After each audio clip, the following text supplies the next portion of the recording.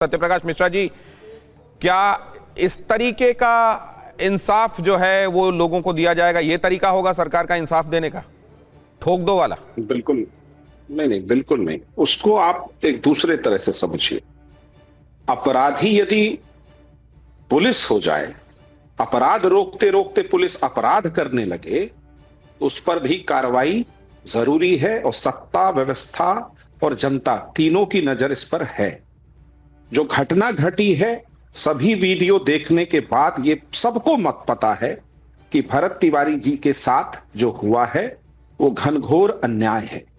सरकार ने तुरंत न्यायिक जांच का आदेश दिया और सरकार की जिम्मेदारी बनती, उसके कांधे पे ये जिम्मेदारी है कि न्याय सबको मिले, बिना जाति, धर्म, वर्ग और किसी भी राजनीतिक विचार तो क्या को। जीतन राम मांझी जी को आप ये कहेंगे कि आप इस तरह के स्टेटमेंट्स मत दीजिए जो आप दे रहे हैं?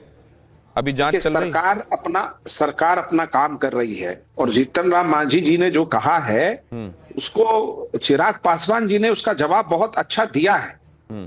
इसलिए आप इसको इस संदर्भ में देखिए कि जो बात बताइए सत्यप्रकाश जी कि अगर ये वीडियो सर, फिर आप संवेदनशील मुद्दे पर क्या अगर आपने कहा अब ये वीडियो सामने आ गए, इसमें दिखाई दे रहा है हकीकत क्या है, अगर ये वीडियो सामने नहीं आते तो भी क्या इस मामले में ये सब हो रहा होता? मतलब वीडियोस का सामने आकर स्थितियों को बयान करना पहले आवश्यक है, तब प्रोसीजर वो होगा जो होना चाहिए किसी के लिए। आप कह रहे हैं जांच बिठा दी गई त्वरित रूप से। आप मुझे बोलने के लिए आप सर प्लीज गो अहेड।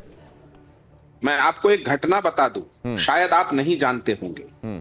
सितंबर 1974 में बिहार के एक बहुत बड़े क्रांतिकारी बाबू जगदेव प्रसाद को पुलिस ने गोली मार दी। वीडियो नहीं था उस समय।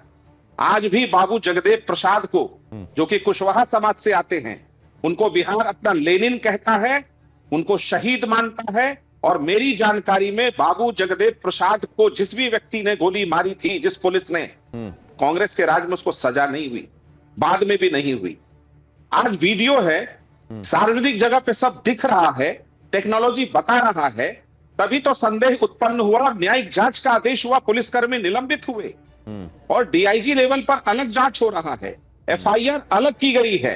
इसका मतलब है कि सरकार की जो जिम्मेदारी बनती है, सरकार वो पूरा करने की पूरी कोशिश कर रही है। सरकार के प्रति गुस्सा है। तो आपने ये बताने की कोशिश की है कि पहले भी इस तरह के मामले हुए लेकिन वहां तो कुछ किया ही नहीं गया, यहाँ तो जैसे ही सामने आया है संज्ञान लेकर कार्रवाई की जा रही है। ठीक है सत्यप्रकाश जी, ओपनिंग रिमार्क्स आपके महत्वपूर्ण है, इस पर रिएक्शन लेना भी उतना ही महत्वपूर्ण है। पद्मा ओझा जी हमारे साथ जुड़ रही है। सुनिए, आप मुझे पूरी बात नहीं रखने दे रहे। सर आप ही से तो बात हो रही है, पूरी बात आपने रख ली है सर। मैं आ रहा हूं दोबारा। बीच बीच में आपकी बातों पे रिबटल मैंने दिया है, लेकिन बात पूरी सुनिए सर। अब पद्मा ओझा जी के पास जाने दीजिए। पद्मा ओझा जी, आपने एक महत्व, आ रहा हूं सर, आ रहा हूं। आपने ओपनिंग रिमार्क दिया, अभी दूसरे राउंड में आपके पास आऊंगा, एक बार में सारी बातें बताइए। पद्मा ओझा जी, ये क्या जनसुराज इस मामले में सियासत की गुंजाइश देख रही है, इसलिए बीच में आ गई? बिल्कुल नहीं, जनसुराज ऐसा कुछ नहीं करती है। सियासत की बात नहीं, वो मेरे ही क्षेत्र की बात है, मेरे ही विधानसभा की बात है और मैं डे 1 से ये सारी चीजें देख रही हूँ।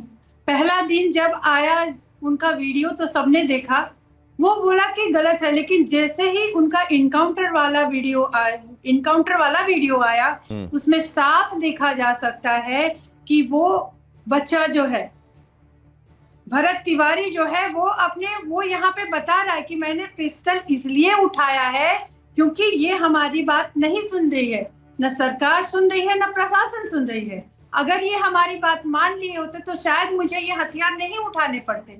वो बच्चा 6-7 साल से प्रशासन और सरकार से वो तंग आ गया था, वो इतना फेडअप हुआ कि उसको हथियार उठाना पड़ा, उसके पास कोई चारा नहीं था। हथियार भी इसलिए उठाया कि उसे लगा कि मैं दिखाऊंगा तो मतलब जब कोई चारा ना बचे तो आप ये कह रही हैं कि इसको अब सामान्य लिया जाना चाहिए। बिल्कुल, कोई चारा ना बचे तो आदमी हथियार उठा ले। देखिए, अभी मैं वीडियो देख रही थी, वहां स्थानीय लोग क्या कह रहे हैं कि अगर जब कोई चारा नहीं, आपने हथकंडा अपना लिया, रिक्वेस्ट कर लिया, सब कर लिया, और जब आप जा रहे हो न्याय के लिए तो आपके साथ गाली गलौज की जा रही है, आपकी बात नहीं सुनी जा रही है। तो हमने देखा था जब भगत सिंह भी ने हथियार उठाया था, चंद्रशेखर आजाद ने भी बम फेंका था, तो आखिर वो क्रांतिकारी थे, वो उस हद तक वो गए। तो आप ये कह रही हैं कि आज जो अंग्रेजों के समय स्थितियां थी वही स्थितियां हैं, इसीलिए आप जन बिल्कुल, सुराज बिल्कुल। लाना चाहती हैं। स्वराज्य अभी तक लोगों के पास नहीं है, आप ये कह रही हैं। नहीं आया है। आपने देखा होगा अंतिम वीडियो जो रोंगटे खड़े कर तो देने पद्मा वाले हैं, ओझा वो जी, कहता क्योंकि है। बहुत जल्द हमको शिक्षा मंत्री धर्मेंद्र प्रधान महत्वपूर्ण मुद्दों पर मिल सकते हैं और इसलिए मैं थोड़ा जल्दी से एक राउंड सबसे बात कर लेना चाहता हूं। निर्मल कौर जी हमारे साथ जुड़ रही हैं। निर्मल कौर जी, अधिकारी होने की हैसियत से और जो तमाम चीजें अभी तक आपके सामने आई हैं इस मामले के संबंध में, आपको क्या लग रहा है? देखिए, जो इस तरह जो वीडियो आए हैं सामने, सबकी जांच होगी, न्यायिक जांच हो रही है। दुर्भाग्यपूर्ण घटना है, इसमें कोई शक नहीं, परंतु वास्तव में क्या हुआ ये तो न्यायिक जांच के बाद पता लगेगा। कुछ वीडियो पहले आए, बाद में आया, संपूर्ण जानकारी अभी सामने नहीं आई है कि किस तरह वस्तुतः क्रोनोलॉजिकली घटनाक्रम क्या था और किस काल, मतलब किस तरह से उसको पूरा एक सीक्वेंस में सेट करेगी पुलिस, या जो एसआई जो भी जांच की जुडिशियल इंक्वायरी भी बिठाई गई है। मैम, एक बात और मतलब आपसे मैं जानना चाहता हूं कि आज के दौर में जस्टिस के मामले में ये एनकाउंटर्स को एक क्विक फिक्स के तौर पे देखा जा रहा है क्या? ये गलत है। एनकाउंटर कोई चीज है ही नहीं न्याय में। एनकाउंटर क्या है? ये तो पुलिस और पब्लिक और फिल्मों का दिया हुआ नाम है। एनकाउंटर कुछ नहीं होता है, और अगर न्याय व्यवस्था जो है उसके तहत ही काम करना है। अगर न्याय व्यवस्था दोषी है या कमजोर है या नहीं न्याय दिला सकती, तो न्याय को बदलिए ना, न्याय व्यवस्था को बदलिए। एनकाउंटर तो गलत है। एनकाउंटर जिसको आप सो कॉल्ड एनकाउंटर कहते हैं, ऐसी कानूनी रूप से कोई चीज ही नहीं है। आत्मरक्षा में आप अपनी रक्षा कर सकते हैं उतना ही बल लगा के जितना बल ऑपोजिट पार्टी लगा रहे, बस यही है आत्मरक्षा। वो तो आपके घर में कोई आएगा तो आपको भी वही अधिकार है। आपके घर में कोई चला आता है, आप उसको जबरदस्ती आ जाता है, तो आत्मरक्षा में अगर वो आप पे गोली चला रहा है, आप भी वापस चलाने का आपको अधिकार है। जितना बल वो लगा रहा है आपका जो अपोजिट है, तो आत्मरक्षा तो जो सेल्फ डिफेंस के रूल्स है वो सबके पास है। सेल्फ डिफेंस की जो मतलब जो चीजें आत्मरक्षा में जो भी हमने किया वो हर नागरिक के पास है, और उसी नाते पुलिस के पास भी है। पर ये एनकाउंटर कोई ऐसी चीज नहीं है। और मुझे तो लगता है अगर हमारी ढीली है न्याय व्यवस्था या क्रिमिनल जस्टिस सिस्टम, तंत्र जो है हमारा आपराधिक न्याय का जो तंत्र है वो एकदम ढीला है, ठीक नहीं काम कर रहा, तो उसको देखिए ना। ये तो सच में है कि हम कहते हैं हमने बड़े लोगों को ट्रायल पर डालते हैं। सबसे पहले आप अपने क्रिमिनल जस्टिस सिस्टम को ट्रायल पर डाल लीजिए, फेल करेगा पूरा।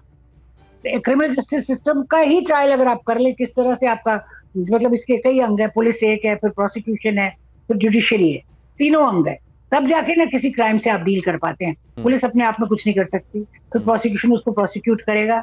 एविडेंस इतना स्ट्रिक्ट लाना है कि चाहे गिल्टी आदमी छूट जाए पर इनोसेंट को सजा ना हो। तो बहुत सारे केसेस फेल करते हैं, कन्विक्शन रेट बहुत कम होता है, बहुत कम कन्विक्शंस होते हैं, पर उसका जवाब एनकाउंटर नहीं है।